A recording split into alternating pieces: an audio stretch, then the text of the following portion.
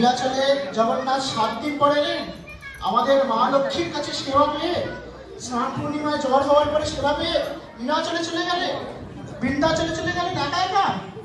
এরকম ভাবে তো দর্শন হবে না, এরকম ভাবে তো শ্রীমন্দিরে ঢোকা যাবে না, খালি হাতে ঢোকা যাবে না, যাবে না, যাবে না, যাবে না।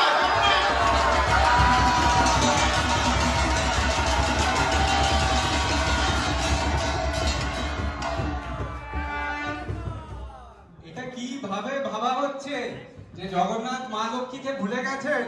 মা লক্ষ্মীকে উনি প্রত্যেকক্ষণ প্রত্যেক সময় মনে করেছেন এবং মা লক্ষ্মীর জন্য উনি অনেক উপহার এনেছেন। উপহারগুলো দেওয়া হোক, উপহারগুলো দেওয়া হোক।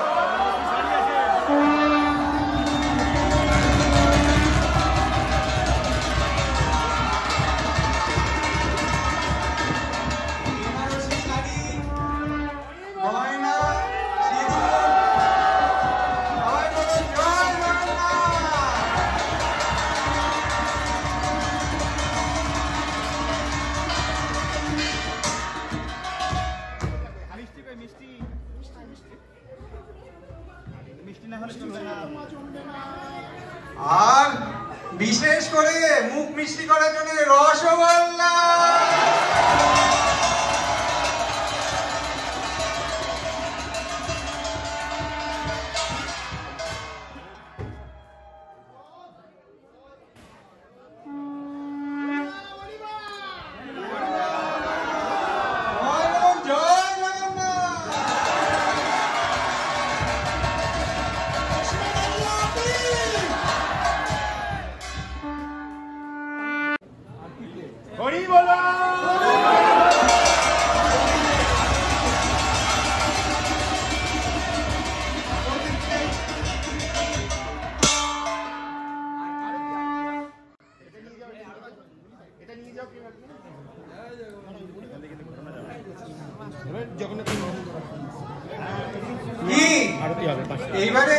এইবারে ঢোকা যাবে তো?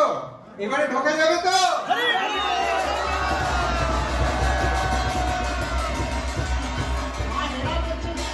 জগন্নাথ দর্শন দেননি, কিন্তু ঠিক আছে, মায়ের মন তো, মা রসগোল্লা দেখে মন গলে গেছে।